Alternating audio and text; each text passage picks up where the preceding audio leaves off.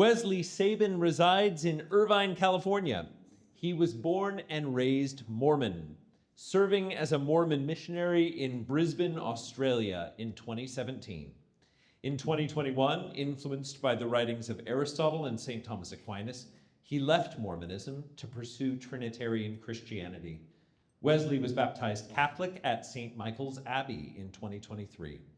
Since then, he has assisted many of his friends in receiving their sacraments and retains a fire for evangelization through the intercession of our Holy Mother.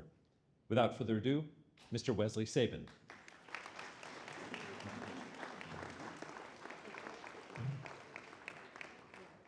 Thank you, Wesley. Thanks. Yeah.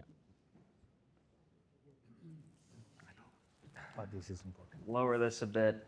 Can you hear me all right? Okay, great. Well, secret societies, exciting. Speaking of, have any of you seen this building on the way to San Diego? Okay, yeah, it's a little mysterious, a little funny. This, you probably already know, is the Mormon Temple on the way to San Diego.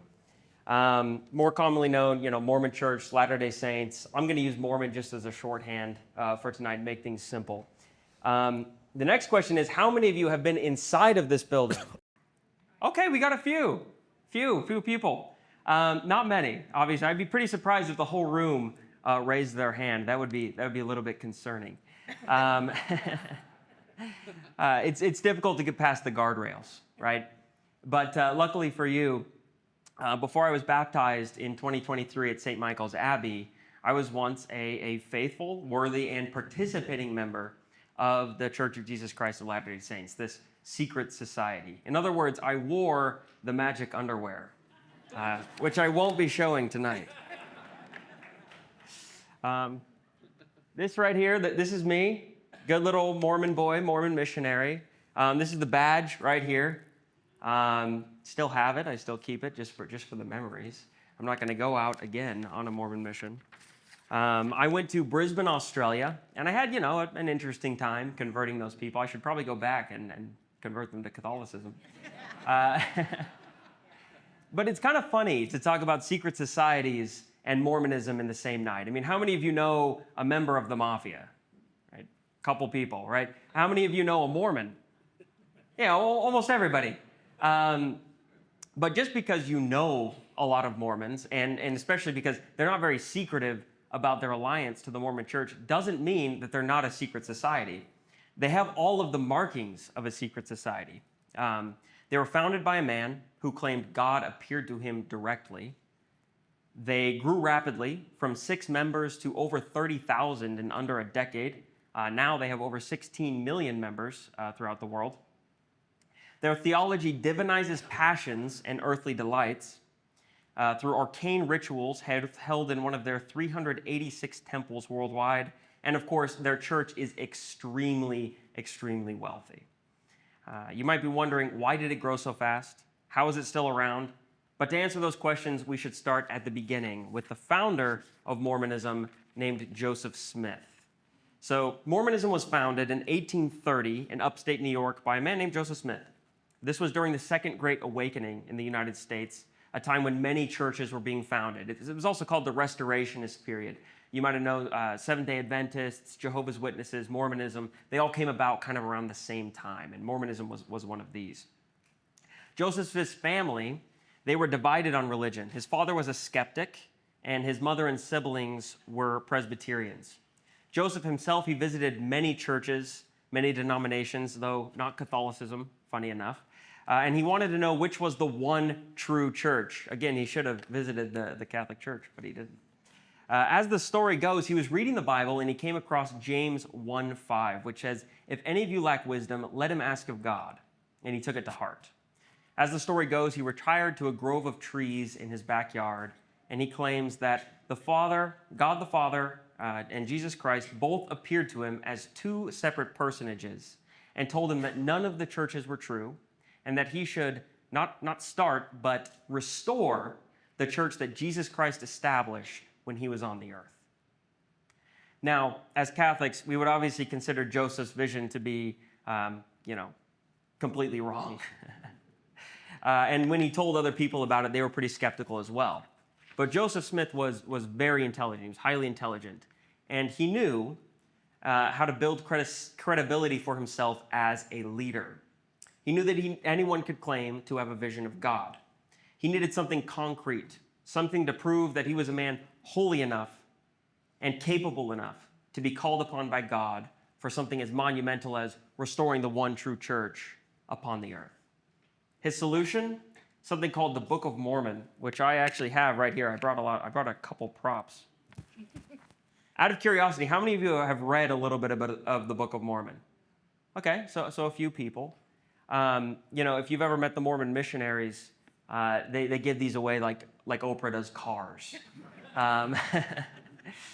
It's what they use to prove the certainty or truthfulness of Mormonism, which means Joseph Smith was extremely successful in his endeavor. He claimed that the Book of Mormon is a direct translation of a golden book buried in his backyard that an angel led him to find. The book, he says, contains the history of the ancient peoples of America, like the Native Americans. These people, he claimed, were Jews from Jerusalem who left during the Babylonian siege of around 600 BC, during the time of Shadrach, Meshach, Abednego, Daniel in the lion's den era, and they came to America, which they called the Promised Land. More specifically, the Book of Mormon is another testament of Jesus Christ. So it actually says that on the cover. I know you probably can't read it, but it says another testament of Jesus Christ. Mormons believe it clarifies debated biblical topics such as infant baptism, sacramental versus non-sacramental theology. They also believe it corrects biblical errors because they think the Bible was corrupted both on purpose and on accident by the monks and other translators who translated the Bible throughout the centuries. So Joseph Smith claims to have translated the Book of Mormon over a period of roughly 15 months. He did this by placing a seer stone, for like a clear stone, inside of a top hat, and then placing his head inside of the top hat like this. I have to go towards the microphone. And then reading it or dictating it to one of his few scribes that he used during the process. And what came out was 536 pages of battles, prophecies, and history. Now, I've read this book from cover to cover over 40 times. I've read it a lot, more than any other book by far. And now, looking at it skeptically, it's very easy to disprove. There's no archaeological or DNA evidence of any Jews in ancient America. There are many anachronisms, such as horses and steel in ancient America, that there's nothing to be found of. There are many of its most poetic sections are lifted from either older sources, the Bible, or even contemporary sources. However, as a child, teen, and young adult, I believed it was true. I believed it was as true as my own existence. I was very locked into that book. And when an unsuspecting person reads it today, when the missionaries give them the Book of Mormon, they often find a lot of spiritual value inside of it. And of course they do, right? There's a lot of biblical verses. Of course the Bible's a good thing. But regardless of what critics and pundits say, I can confirm that people can find spiritual value in this book. Or maybe I was in so deep that I couldn't tell a spiritual experience from, a different experience. But in pre-mass information America, this book was a wonder. It gave Joseph Smith the concrete evidence he needed to back up his extraordinary claims. And after convincing a few wealthy donors to fund the publication of the Book of Mormon, it spread rapidly, and so did Joseph's fame or infamy. In less than a decade, he amassed a following in the tens of thousands and continued to make bolder and bolder claims. These claims are called by Mormons to be revelations. These revelations, a lot of them are found in another Mormon book of scripture called the Doctrine and Covenants. Have any of you read that one? Yeah, one person, yeah. It's not as popular as the Book of Mormon. They don't give that one away because that's where some of the strange things are found. But these revelations supported Joseph's claims to be, prophet, seer, and revelator, and the president of the Mormon Church. Some of these revelations include Peter, James, and John appearing to him laying their hands on his head to restore the true priesthood authority. So that's an interesting thing, right? We believe in apostolic succession. Our bishops can trace their lineage back to Peter, most of the time Peter. And Joseph Smith claims the same thing. So he understood apostolic succession. Another revelation was to move all of the Mormons to a place called Kirtland, Ohio, to set up their own religious community there. Once they were kicked out by angry mobs who didn't like the Mormons very much, he received another revelation to move them to Nauvoo, Illinois, and grow their community there. And in Nauvoo, that was where he received his most infamous revelation, that of polygamy, or plural marriage. Now, how many of you still associate Mormonism with polygamy? Yeah, almost everybody, right? And it's funny because when I grew up Mormon, people would say, "Oh, do you have lots of moms?" And no, I had one mom. The Mormon Church hasn't practiced, the main sect at least, hasn't practiced polygamy for over 100 years, but that is what they're most associated with. This was, of course, a very devious practice. Some historians argue that it was also a very convenient revelation because Joseph happened to receive that revelation after he was caught by his wife in a barn having, relations with a much younger woman. But Joseph, again, was a man with immense power. And as the saying goes, with great power comes lots and lots of women. So how does a religious leader justify having all those women? By claiming that God told him to have those women. So in order to make polygamy real, Joseph Smith again needed something concrete, which is where we return to this, the temple, okay? Today, all worthy Mormons participate in the rituals inside. But the first temple rituals were reserved for the most elite Mormons, only those highest up. Joseph taught that they were a restoration of the ancient Hebrew temple rituals. The first ritual just happened to be temple marriage, or a place where polygamy could be realized in the shelter of secrecy, away from both law and community. This marriage ceremony actually still exists today, albeit without the polygamy aspect. It's known as the temple sealing or eternal marriage, which is exactly what it sounds like. Marriage lasts not only until death do us part, but for time and all eternity. As Catholics, we argue this has no biblical backing. Logistically, we see some other problems. Everyone has parents, most people are married, and most people's children are married. So in heaven, who goes with whom? Which family will you be sealed to? And by the looks on some of your faces, I can tell that eternal marriage sounds a lot more like hell than heaven.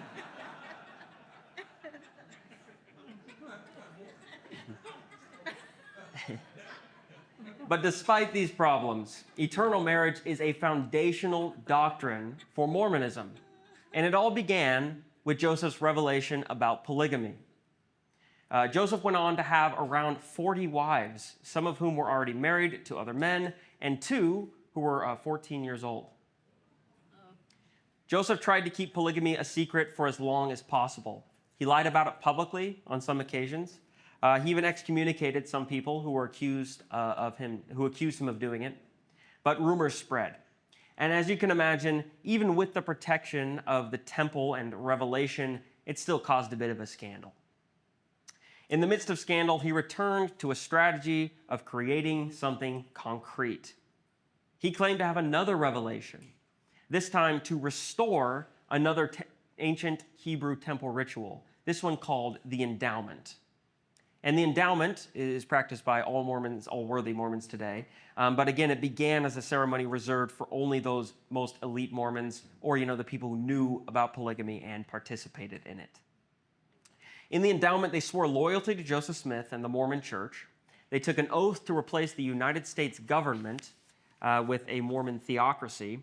And they took these oaths on their lives. So you can imagine that the endowment was pretty successful in retaining that secrecy. The endowment also just so happened to coincide with Joseph Smith becoming a master mason at his Mason's Lodge, his Freemasons Lodge. So yeah, a lot of the early Mormons were Freemasons. And the first endowment and even the current endowment share a lot of similarities to the Freemason rituals. Father Hugh mentioned aprons that these Freemasons wear. Out of respect to Mormonism, I didn't include any pictures of the temple garb, but they too also wear aprons in these endowment ceremonies. So it's very similar to Masonry in those regards. Many Mormons remarked on the fact. They thought it was a higher version of the Mason ceremony. And Joseph Smith, right before he died, he actually put up a Masonic distress signal to try and signal his attackers that he was a Freemason. It didn't work, by the way. To close out Joseph's story, before he died, he was accused of over 20 crimes against the state. He had one of his assistants attempt to assassinate the governor of Missouri. He boasted that he kept a church together better than Jesus Christ, and eventually he was arrested for organizing a militia against the state of Illinois and was shot and killed in the upper room of Carthage jail when trying to flee. He is still revered by the Mormon Church and by Mormons worldwide. They have a hymn about him called Praise to the Man that is sung pretty regularly. Many Mormons stake their belief on the fact that Joseph Smith was a real prophet who restored the one true church. But with the stakes of believing in Joseph Smith's prophetship so high, and its history being as rocky as it is, it's little wonder that Mormons are repeatedly admonished to stay away from anti-Mormon literature, which usually happens to be just normal history. And that is one of the greatest marks of a secret society. Leadership, who almost certainly knows better, will warn their flock against using their God-given reason to look for answers, condemn dangerous questions, and shun those who dare to search for the real truth. But who am I to know? The saddest part is it worked, and it still works rather well. Though the Mormon Church's membership has suffered greatly post-internet, there are still many stalwart members, including my entire family. You guys probably have friends or coworkers or family who are also Mormon, and you'd know they're very stalwart in their faith.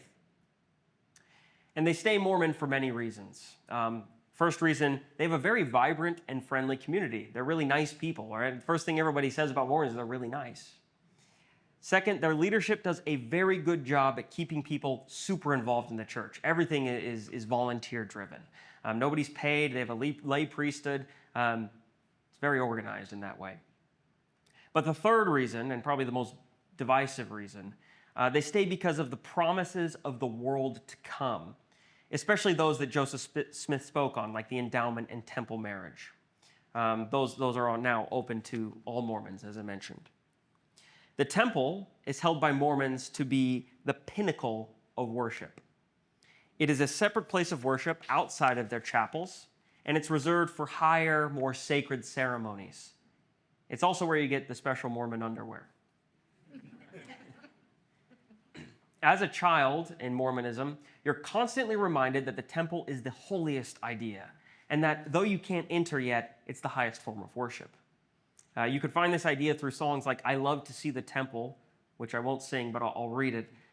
It says, I love to see the temple. I'll go inside someday to feel the Holy Spirit, to listen and to pray. I'll prepare myself while I am young. This is my sacred duty. Any Mormon kid's going to know that song. Now, the first time I, and most cradle Mormons, go into the temple is at 12 years old. At 12, you can't go into the full thing. You could only go into the beginning part of the temple. You don't do the endowment or the sealing yet. You go to the baptismal font, which looks like this. So that is 12, a font, so pool of water, sitting on 12 bowls, which represent the 12 tribes of Israel. You're probably thinking that 12 is a bit late for baptism, even without having infant baptism, and in that you'd be right. Mormons are actually baptized at 8 years old in their churches, not in their temples. This baptismal font is for baptizing the dead. The dead. You can't pray for them in Mormonism. You can only baptize them. So what does that mean? Are they digging up dead bodies and submerging them into the baptismal waters? No, of course not. That would be crazy. It's crazy. Yeah. Instead of grave robbing, you get baptized for dead people by proxy, meaning you get baptized for and in behalf of, one of your dead ancestors. They do this because Mormons actually have a similar sacramental theology as Catholics. You must be baptized to be saved. However, rather than letting God sort out the unbaptized dead's salvation like we do, they just baptize the dead. My cope for doing this so often, I was probably dunked hundreds, maybe 1,000 times in the Mormon temple. I like to imagine some of my pious Croatian Catholic grandfathers just laughing at me from heaven after I was baptized for them. But they might have been crying, who knows. Baptisms are sort of the preparatory phase for the temple. They're familiar. Everybody understands what baptism means for the most part, and it doesn't feel nearly as arcane as some of the other ceremonies. But once you're at least 18, that's when you're ready for the big boy temple. And the first one is the endowment ceremony. The endowment is a dramatization of the Mormon plan of salvation. It begins with creation, and then it follows the story of the earth from the Garden of Eden to the fall, to our lives and deaths, and to our eventual salvation. During the endowment, you make promises corresponding to different pieces of clothing, just like the Masons, right? You have an apron, you have a hat, you have a lot of other clothes. And then you make oaths associated with different signs and tokens. These signs and tokens look like handshakes and signals, which again, they do in Freemasonry. A lot of the handshakes and signals are just lifted completely from Freemasonry. At the end of the endowment, you go to a white curtain called the veil, which represents the veil between heaven and earth. On the other side of the veil is a temple worker who speaks for the Mormon Heavenly Father. You have a conversation with this man who represents God, where he asks you questions about the ceremony, kind of like a test, and you answer back with the correct answers and handshakes. And assuming you get all of these handshakes and questions right, the worker who acts for the Mormon Heavenly Father guides you through the veil into the celestial room, which is their room representing heaven. Now, just in case Mormonism is right, I recommend you all do a quick Google search, learn the handshakes and the tokens so you could trick the guy at the gate and get into heaven. Just kidding. To be fair to Mormonism, it's not only the signs and tokens that get you into heaven. They actually do have a fairly similar moral ideas as we do in many ways. But the endowment, like Mormon baptism, is done for yourself one time, and then all of the further times you do the endowment are done for other dead people. After the endowment is the temple sealing, eternal marriage, right? The first ritual that Joseph Smith established. It's done in a room like this. So I don't know if you could see, there's an altar there. So you're married over an altar where you take different vows and promise to be sealed up for time and all eternity with you and your spouse and your future family. I'm not married, never have been, but I have done the temple sealings by proxy for lots of my ancestors. Again, sorry, great-grandma and grandpa. The Mormon temple is undoubtedly strange. Most Mormons actually think so when they go through for the first time, but it's so ingrained in you to find it such a sacred and holy place that you stuff your doubts and questions down to a place that you never really think about them. The temple is also the place where Mormons become most deeply ensconced in Mormonism. Mormonism requires their members to live worthily enough to enter, and not being able to go to the temple is a sense of immense shame in Mormonism. So what does living worthily mean? Well, it means following the commandments of the church. Not drinking coffee, not drinking alcohol, following the commandments, living virtuously. Mormons would be pretty scandalized by these table setups, I think. But the other thing that it means to live worthily is paying 10% of your income to the church.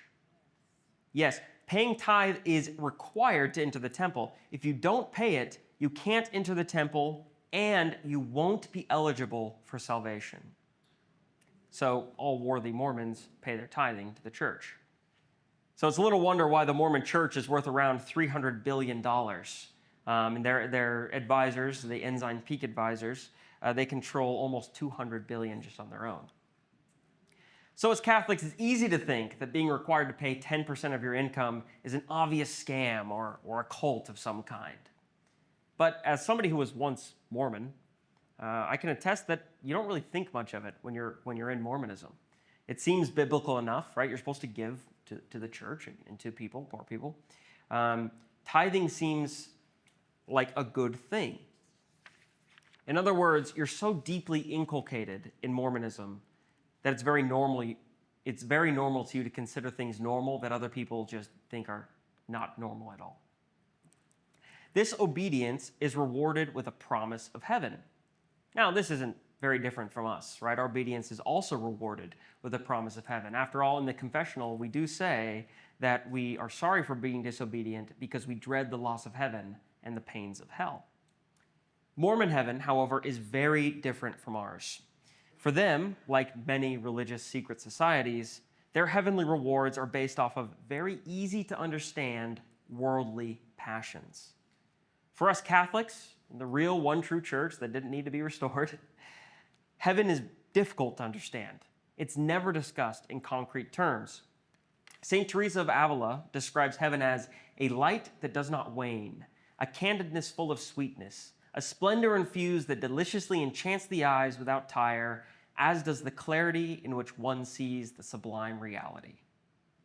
Luckily, St. John Bosco adds some clarity by saying that in heaven all was blue as the calmest sea, though what I saw was not water.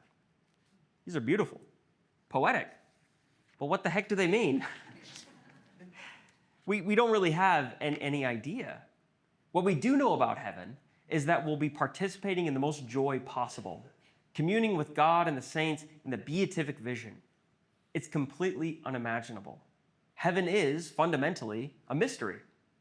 It requires a lot of trust and faith that it will be as amazing as we've been promised it will be. And this is the least tricky way to keep people in a society. We don't even know what our rewards are going to be. There's nothing for us to really compare it to. Obviously, our version just so happens to also be true. In contradistinction, Mormons hold heaven to be a place of eternal pleasure and power, specifically very tangible pleasures and an eternal, all-encompassing power. Think of the most pleasurable things in our lives. For some, it's knowledge and learning. For others, it's power. For almost all of us, it's sex. Sex is a sacred act. It is the marital act. It's also an act with a very, very earthly and temporal purpose, to create life. There's no place in heaven for this act, because we won't be having kids in heaven. Not to mention the joy we feel in heaven will render the pleasure part of the act pointless. But not so for Mormons. Through polygamy and eternal marriage, Joseph Smith essentially divinized sex. In Joseph's theology, he describes how procreation carries over into the next life. One of your primary privileges of salvation is being able to copulate and populate endless creations. Compare that to a blue that's blue, but not like the ocean. Do you see how much more tangible Mormon heaven is? You know what these pleasures are. You've experienced them in our life. You've probably spent a lot of energy seeking these things out, or, trying not to seek those things out.